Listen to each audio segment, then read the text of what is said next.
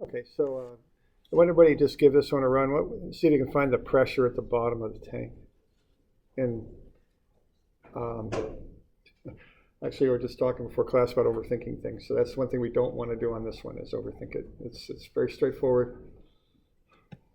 Um,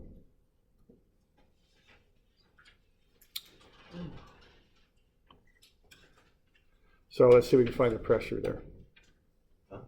Oh, just looking.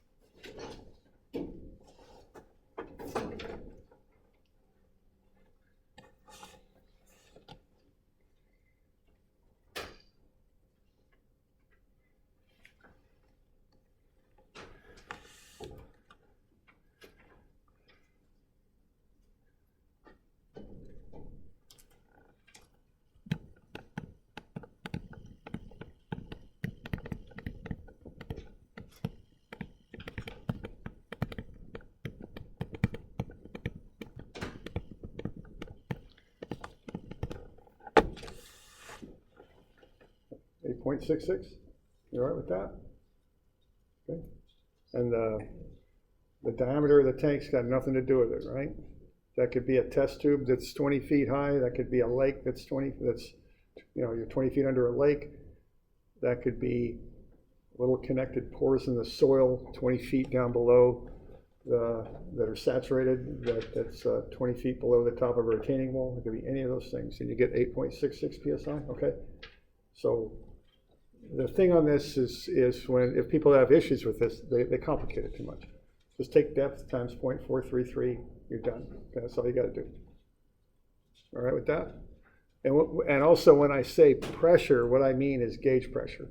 Okay, we talked a little bit last week about absolute pressure, but the common term of the word pressure, if someone just says what's the pressure, they mean gauge. The absolute we were talking about comes up very rarely, and we use it for specific things. So if we don't specify, that means gauge, which is just what you read on a tire gauge or whatever. Okay, all right. So, all right. So you see a depth, you just multiply it by 0.433, and that's all there is to it. Okay. All right. A couple other little questions. What's the gauge pressure in this room? Also, is my spelling very good? The answer to that question is no. So why don't I fix that if I can? I think it's gauge, G-A-U, I think. What's the gauge pressure in this room? What's the PSI-G reading in this room right now? Oh, it's a trick question. What is zero? Yeah, okay. So if I just take a tire gauge and lay it in the room, it's going to read zero, right? Okay, so it's zero. Now, we're not quite at sea level, but we're close enough. What's the absolute pressure in the room? 14.7, okay?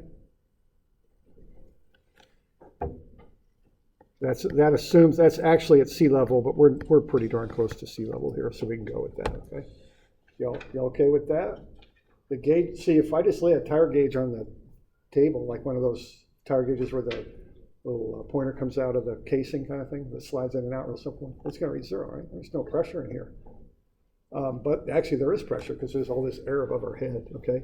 And that causes absolute pressure. We rarely use it, but you know, it's part of the deal that comes up in some rare instances that we're going to go over here, okay? So the relationship here is that the absolute pressure, which I'll call ABS, is equal to the gauge pressure plus the atmospheric pressure. And the atmospheric pressure at sea level is 14.7 psi on average. That's the overall relationship.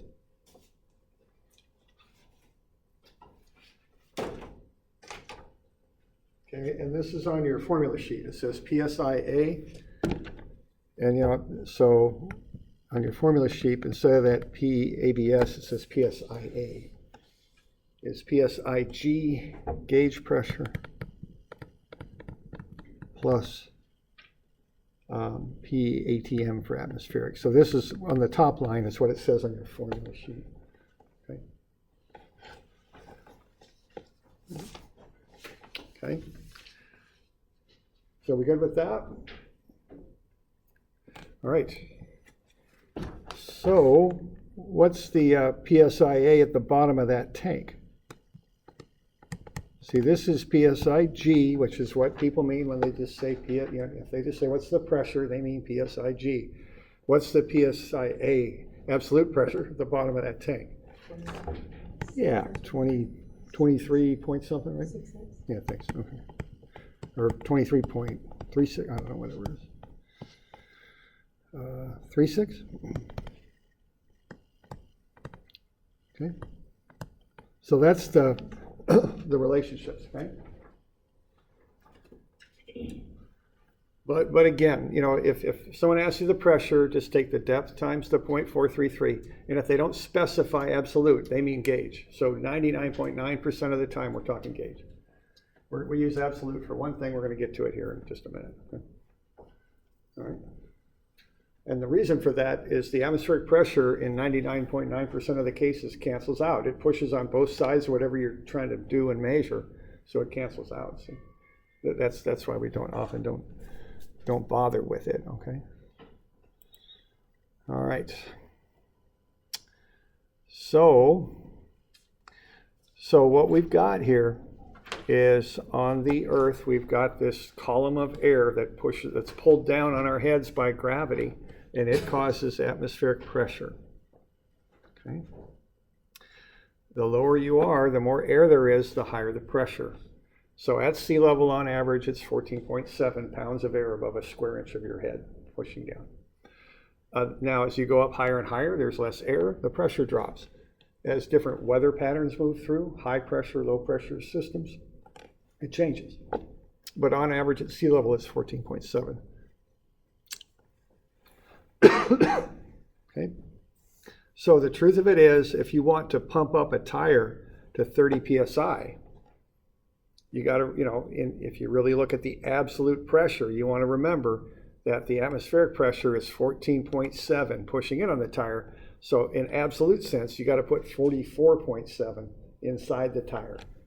The 14.7 pushes back in. The net useful pressure you get out of that, which we call gauge, is 30.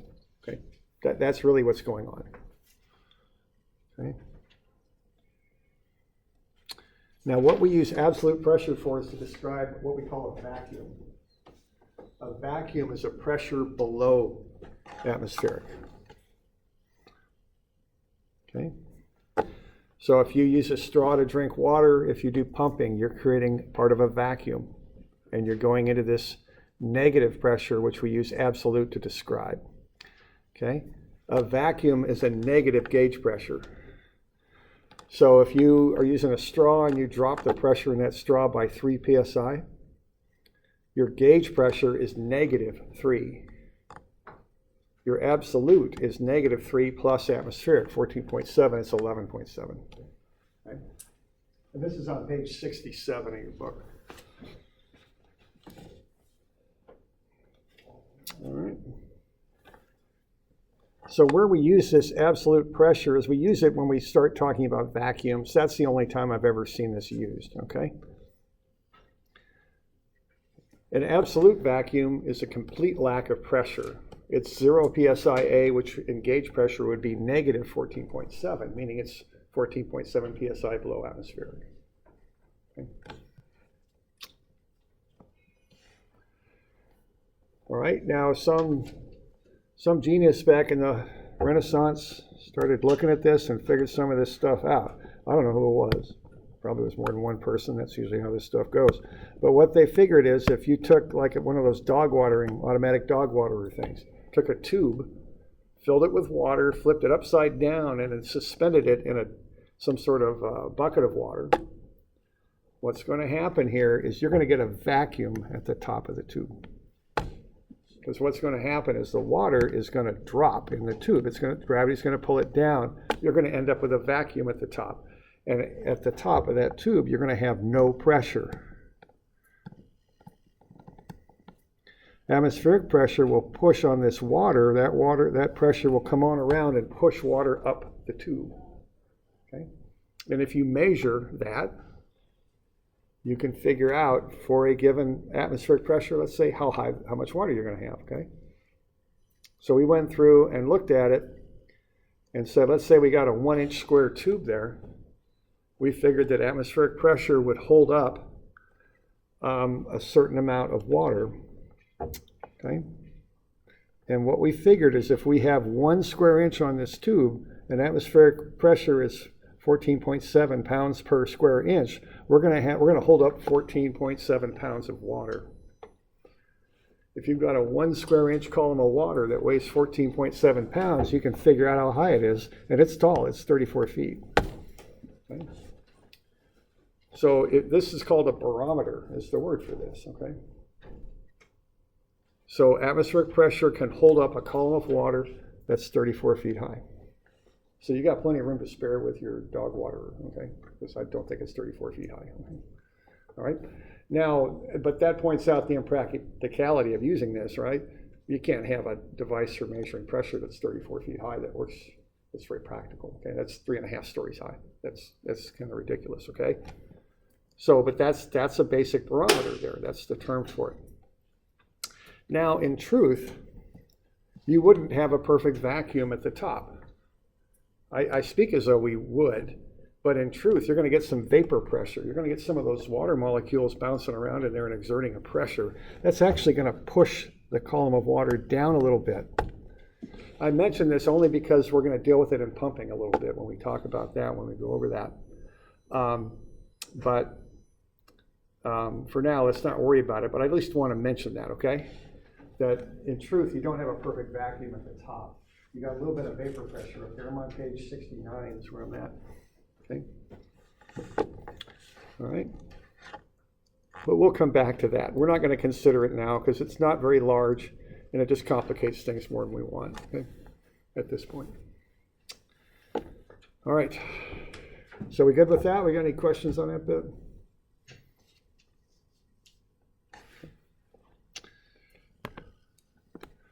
So what we got is we know now that 14.7 pounds per square inch is equivalent to a column of water 34 feet high. Well, what we can do is divide both sides by the same number, 14.7. Algebraically, I can do that, and the two sides will still be equal as long as I divide both sides by the same number. And what I end up with, if I do that, is what 1 psi is. It's 2.31 feet of water. So we got two ways to look at this. We can say that 1 foot is 0.433 psi. That's how we calculated the pressure under 20 feet of water. We use that number. But we can also turn it around and take a reciprocal, the inverse of that. 1 psi will get you 2.31 feet of water. You can look at it either way. And I've got both of those on the formula sheet. Both of those conversions are on the formula sheet. Right?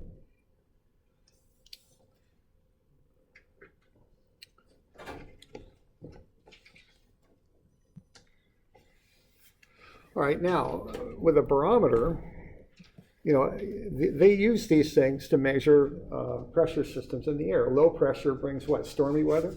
High pressure gets you kind of fair and clear, and low pressure gets you cloudy and stormy. You know.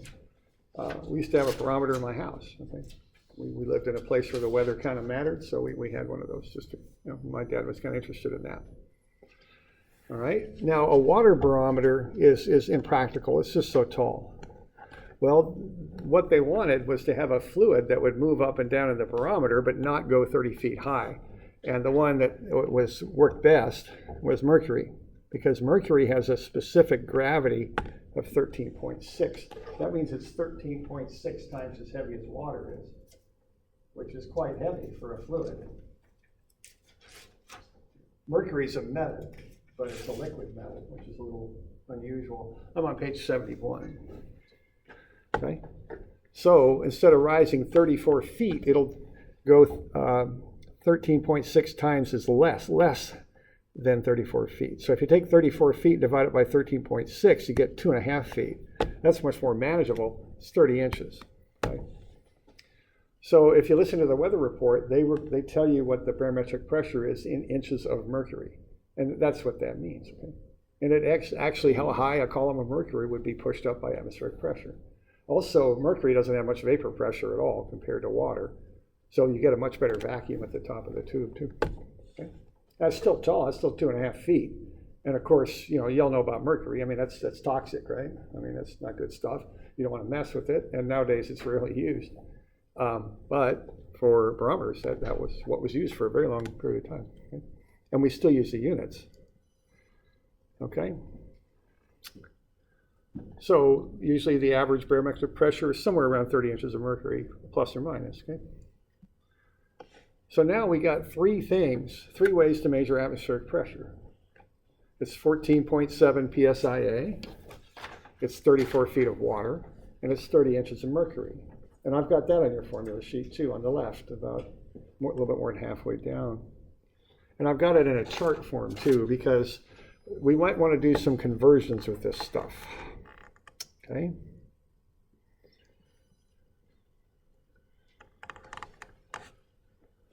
All right, now we can measure a vacuum in a lot of ways, okay? A vacuum is a pressure less than atmospheric pressure, okay? We can start from the bottom up. So we can start at 0 psia. And we can then from there measure up. We can measure psia, absolute pressure, which starts at 0 at what I call an absolute perfect vacuum. We can measure with a water barometer, which would be a little unusual because it's such a tall column of water. And the chemical symbol for mercury is Hg. We can measure with a mercury barometer. Hg means mercury. All of those things are measured from the absolute floor of absolute 0 up. Okay? That's how one way we can measure vacuums. But we can do it the other direction too. See, we use atmospheric pressure as a very standard reference. So what we can do then is also measure down, okay? So if we measure down, we're up here at atmospheric pressure, which is, okay, and then we can measure a negative PSIG. It'll be negative because it's below atmospheric, okay? We can measure a water vacuum, or we can measure a mercury vacuum. So we can actually measure vacuums in 6 different ways, okay? 3 different units, PSI, water, and mercury. We can start at the bottom and measure up, okay? That's a barometer reading or an absolute pressure reading, or we can start at the top with atmospheric pressure and measure down, okay? We can do it either way. And unfortunately, it's done in all these different ways in different situations. And all we're doing is measuring a vacuum. But there's lots of units that are used to do it, and different reference points. You can go bottom up or top down, okay? So what I figured would be easiest to put a chart in there. So I've got a chart on your formula sheet. It's in the book too, on page 71. It's the first place I've got it. And that shows these relationships. Okay? So here's a perfect vacuum, okay? 0 psi right there. That's psi A is what that is. And up here we got atmospheric pressure, 0 psi G. Okay? That's what that chart looks like, okay? So it's kind of got two starting points, is how I think about it. Okay. The starting points are where the zeros are. That's where you start measuring. Okay, so let's use this chart to do one of these. Let's convert 24 feet of water barometer to PSI-A and inches of mercury vacuum. And this is on page 72. Okay. Now, I'll give you this chart if you take a test and I give you something like this to do. So the chart is one way to do it. There's other ways to do it. I mean, it's just unit conversion, but it's just a little bit tricky, so I like to give people that chart because I think it helps, okay? But you don't have to use it if you don't wish. But let's see if we can get a method to do this with. Okay, we're talking 24 feet of water barometer, okay? So let's figure out where the water barometer is. That's right here. The third one over from the left. Okay, the water barometer goes from 0 to 34. So 24 is going to be right about there. So there's the water barometer reading, right there. Okay. And I'm just roughly plotting where it would be. And you start the reading from 0 and you read up to your point. So any of these readings that I want will be along this red line here. Okay. Okay. All right. Now the next thing I want to do is figure out how high is that line, okay? And I do it in percent is how I think about it. So what I've got 24 feet of a mercury barometer. And I know the total is what, 34 feet. So when I divide that out, that comes out to be 0.706.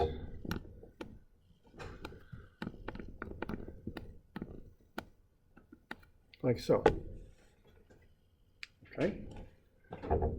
What that is 70.6% of the total height. So this is 0.706 on that side. And what's the side on the top going to be? If the total is 100%, and I take away 70.6, I end up with 29.4, right? So that's this side. You okay with that? So this is one method to do this. Below the red line, I got 70.6%. Above the red line, I got 29.4%. And that's of the total, from 0, perfect vacuum, to whatever you want to call it, atmospheric pressure. Okay?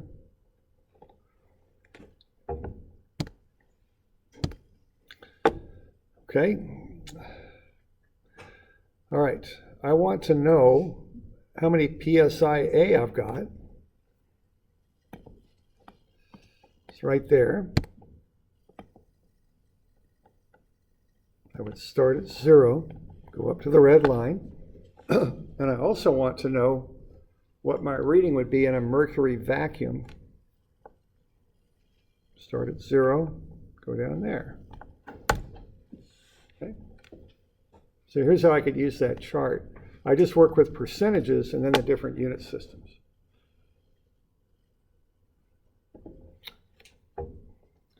So what I've got 0.706 for the mercury, or excuse me, for the absolute pressure. The total's 14.7. I multiply that out, I get 10.4.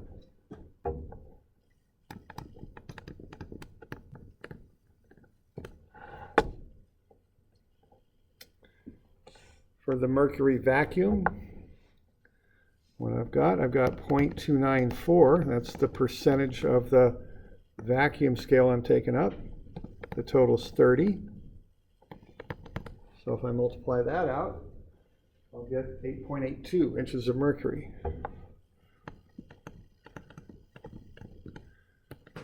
Hg means mercury, it's the chemical symbol.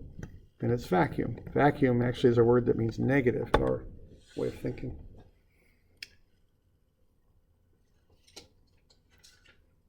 So that's one way to do that, okay?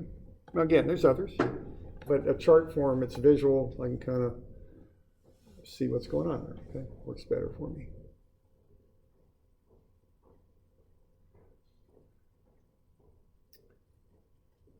So we doing all right with that? Any questions? Okay.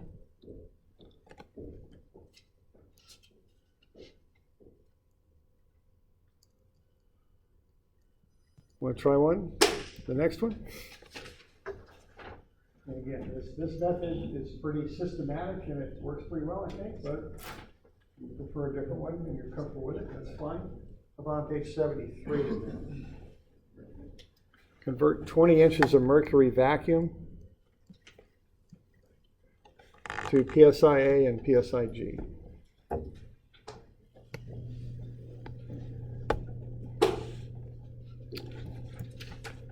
So find 20 inches of mercury vacuum on that scale, mark it, put a horizontal line at 20 inches of mercury vacuum.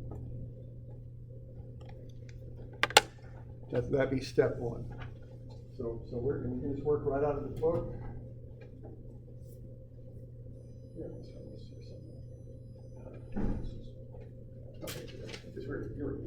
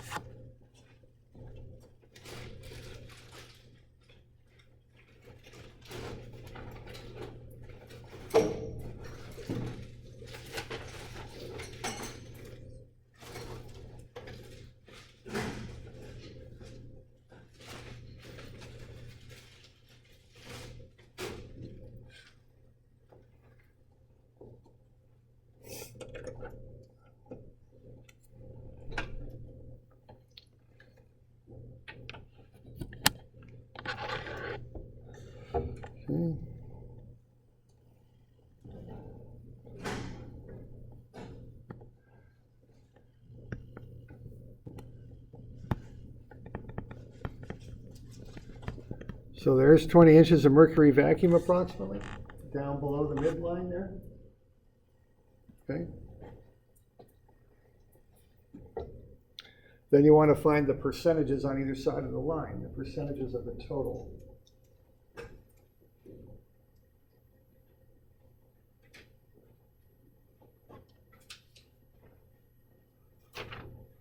Okay, that'd be the next thing to do. So find the percentage above that line of the total and the percentage below the line.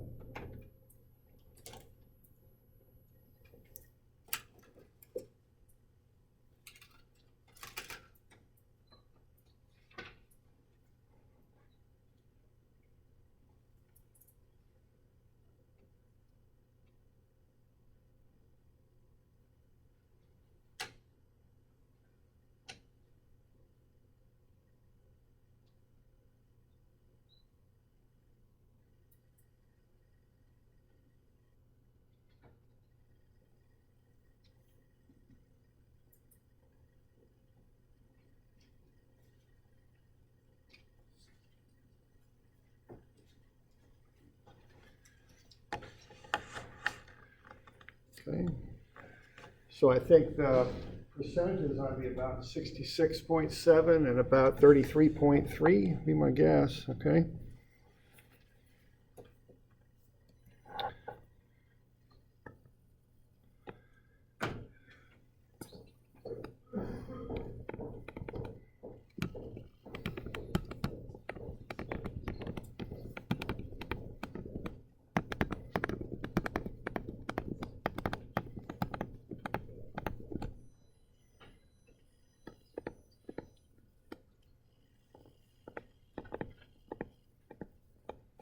So you're basically 2/3 of the way down and 1/3 of the way up. Is that all right? And then you just look at whatever it is you want to find. And I got this graph here to mark it on. I like things that are kind of visual, it just works better for me. This PSI A, start at 0 and go up to the line. PSI G, start at 0 and go down. Okay, that's what you're doing. So for 1, you're on the 33 1/3, which is 1/3 of the total. On the other side, you're at 2/3. That's kind of the approach.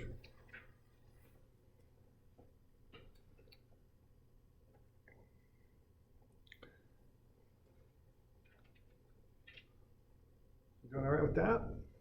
Okay, that's how I'd approach these.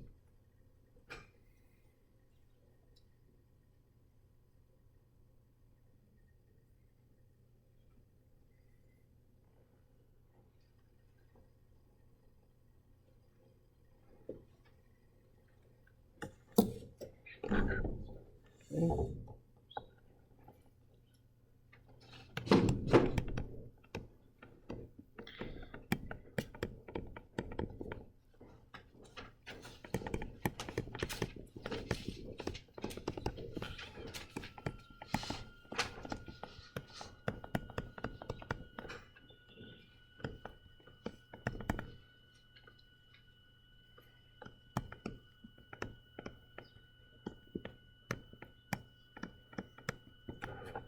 Okay.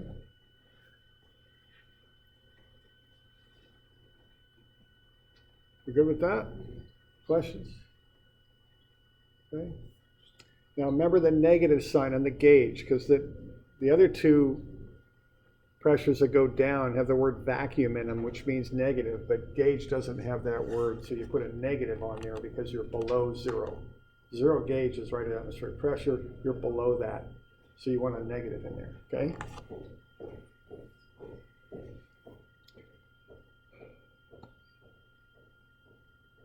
So we're good? Doing all right? Okay, so that's how I'd approach calculating this stuff. Okay.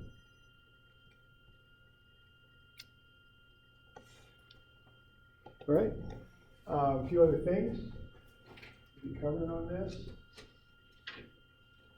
First one is what's called another word that we use for these old pressure measuring devices is a manometer.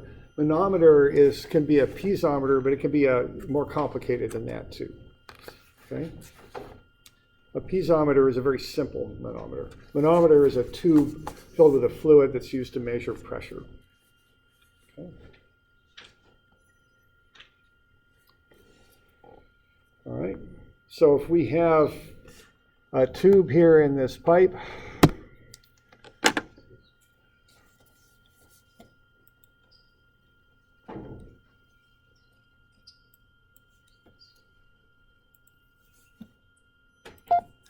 so if that tube's 14 feet high, we could find the pressure if it's filled with water. We could also find it if it has an oil in it that's we know the specific gravity of. Okay.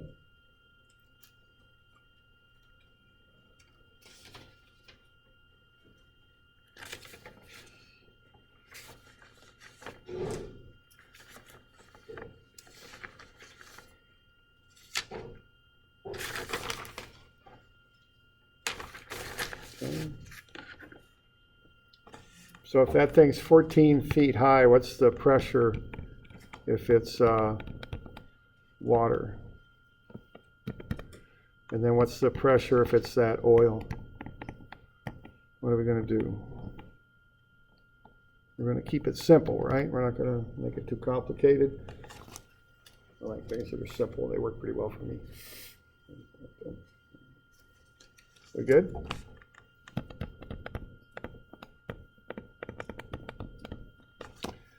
Six 6.06.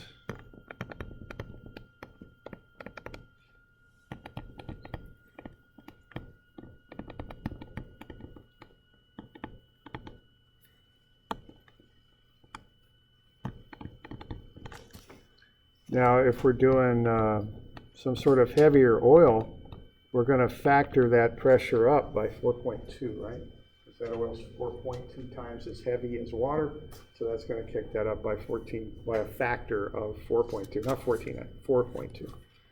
Okay, so that'd be 25.5.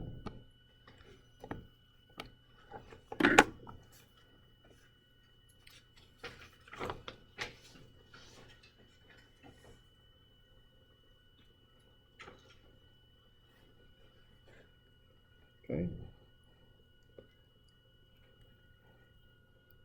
We okay with that? Okay, keep it simple, all right?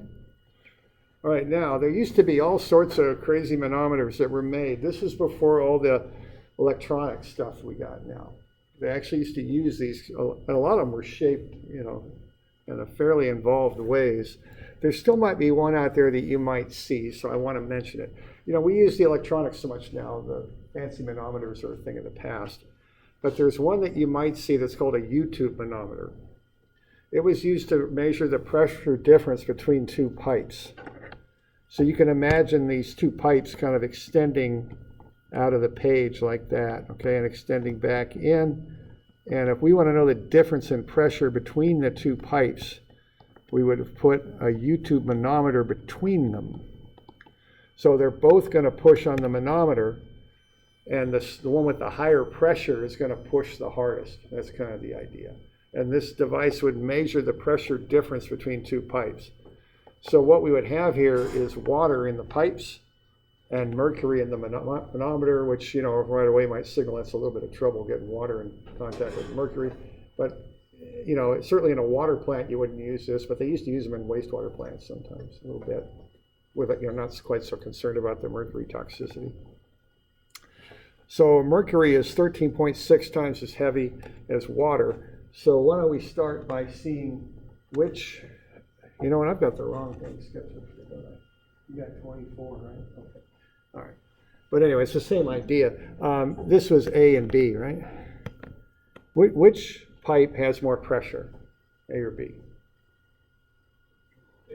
Yeah, A, because it's pushing the mercury towards B. And you can see another danger with these things. If the pressure differential gets too big, what's going to happen to the mercury? It's going to get pushed into pipe B, and that's going to be problems, obviously. So, you know, these aren't used quite so much anymore, but you might see them around. Okay. All right.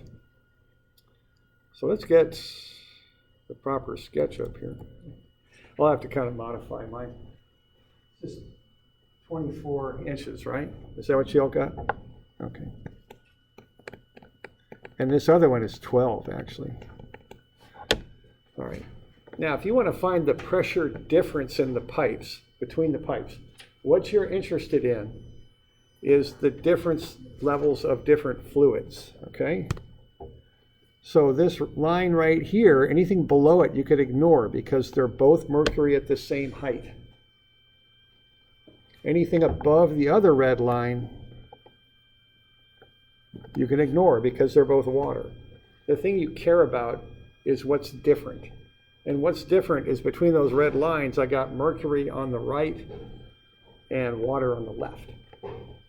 You okay with that? Okay. So I want to figure out how much pressure would it take at A to push 24 inches of mercury towards B. Okay. Now, for starters, everything I do is based on feet. I got 1 foot to 12 inches. I got 24 inches. So I got 2 feet of mercury. Okay. So what I'm going to do is I'm going to take 2 feet of mercury. I know I got 0.433 psi per foot, but I know it's mercury. It's 13.6 times as heavy as water is. So that's going to get me 11.78 psi. That's what it takes to hold that column of mercury up. Good with that? So what I'm getting there is that A needs 11.78 psi to push that 2 feet of mercury towards B.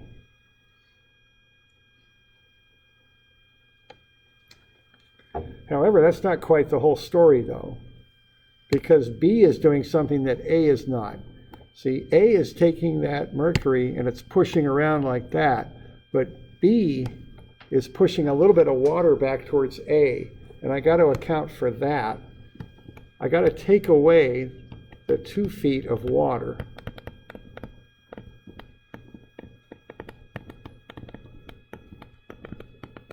It's not much. It doesn't compare much compared to mercury, but it's a little bit, and that's 0.87 psi. So really, to get the answer here, I want the difference. Mostly it's the mercury that matters, but there's just a little bit of water in there I got to account for. So the pressure difference is 10.91 psi. A has a stronger pressure than B.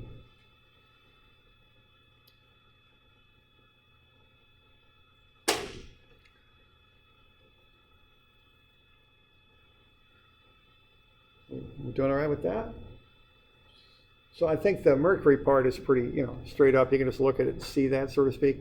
But you got to remember to subtract off that little bit of water too, because see, the A is not pushing that towards B. B is pushing it towards A, and you're interested in the difference. What's going on differently between the 2 lines is what you're looking at.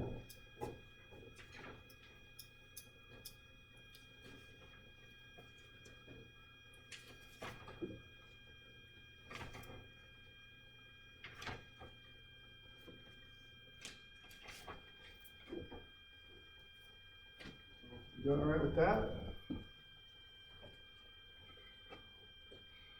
Okay. So that's a bit on pressure. And we got a little bit more to cover.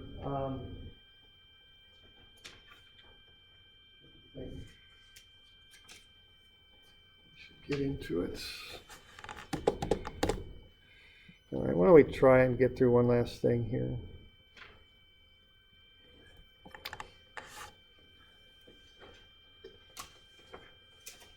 Let's see. We got a few minutes, so it's somewhat.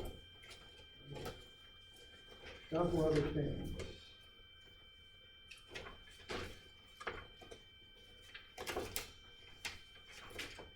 On page 76, I got a very rough drawing, what's called a burden gauge. Okay. I don't know. It looks like a French word, and I'm not very good at pronouncing French, so I don't know. I call it a burden gauge, but maybe somebody from France pronounced it differently. I don't know.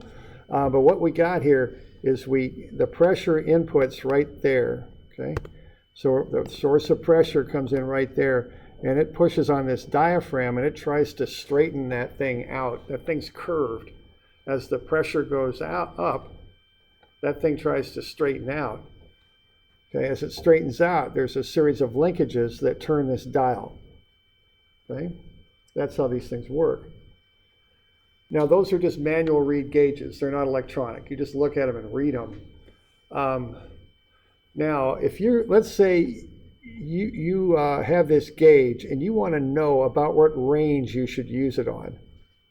If you want to get good, accurate readings out of this, which for this type of gauge, you're probably not going to get super accurate readings. These things are hard to make really precisely. But if you're going to use this for a range of pressures, what would you recommend for this thing? Do you know about gauges a little bit? This might be worth just learning this for a second. How high would you go on this gauge? There's no exact answer to this, but rule of thumb, what do you think? 12? Yeah, I'm not going to go up to 15 with this thing because I'm pushing it to its limit. Similarly, I don't want to read this from 0 to 1 or 2 psi. It's going to be garbage down there probably. Okay, if I really want to read those little pressures, I'm going to get a different gauge. Okay, I'm probably going to start maybe 3, 4 in there. See, that's where that thing's going to read properly. I wouldn't push it out to either edge because I don't think it's going to read very well. Okay, so I just thought I'd mention that. All right. All right. Another little thing that covers. Well, we have a look here. I don't know if you have those of you in the water program. You worked with wells much? Have you done water sources yet with Brian? Did you go out there and did you look at the wells on campus at all? Not really. Okay, we got irrigation wells. Okay, I actually, when you have a well and a water right like that, you got to measure the depth of the well. periodically. And that's useful information. And there's different ways to do it. One way is with what's called a bubbler gauge. And what you do with a bubbler gauge is that you do what kind of like what it sounds like. You have a low pressure air supply, and you measure its pressure with a gauge, and you push air through that tube until you get bubbles coming up. And what you measure is the back pressure here. Okay. You also measure how much of the tubing you put down the well. So let's say this is 100 feet of tubing down from the top casing there. You all know what a well casing is? It's the pipe that fits around in the hole of the well, protects the well from things kind of coming into it from the soil, okay? Holds the well up, soil up too, okay? So let's put 100 feet of tubing down there. And let's say this pressure right here is 26 psi, okay? Now how many feet of water is 26 psi?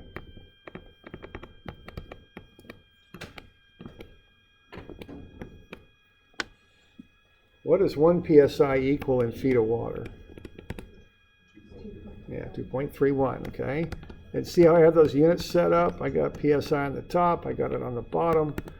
26 times 2.31, 60, yeah. I took it out 3 places because I'm an engineer and I can't help myself. So 60.1 feet, okay. Now what that means is that's the amount of water sitting on the tube.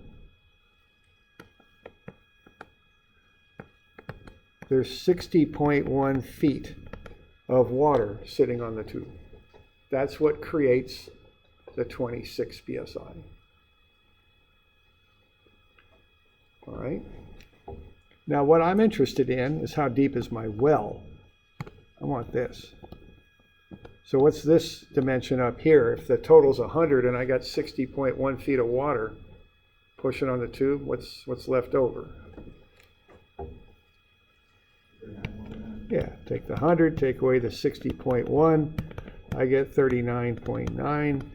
Now, if I'm gotta be a little careful though, because this casing, by regulation, casing's got to stick up out of the ground. Okay, you can't just have a casing flush on the ground because if you get floods and stuff, the water will just go right down the casing, and that's bad. I talked to a guy once who had, unfortunately, herbicide stored in their well house. Oh man, and then it flooded, and that was bad. Okay. Okay, so they make the casing stick up a bit. In this case, it's 2 feet. So we take that 39.9, take away the 2, get 37.9 feet. That's how deep the well is, 37.9 feet, okay? And this is something, if you learn about wells, you often want to know the depth. It's an important thing about wells to know. And that's one way to get it. Of course, another way to get it in this modern world is they put a pressure transducer down at the bottom and you just measure the pressure and convert that to height and all that. And there's different ways to do it, but this is one way to do it. If you work for a water utility with wells, once a year at least, you'll have to take detailed measurements and submit them to the state. They want to keep track of the aquifers and whether they're going up or down or anything, what's happening with them. So if you have a water right, at least annually, you have to measure your well depths and submit them to the state. All right, so that's just a little bit on this. We'll carry on Wednesday, okay? Any questions? Okay.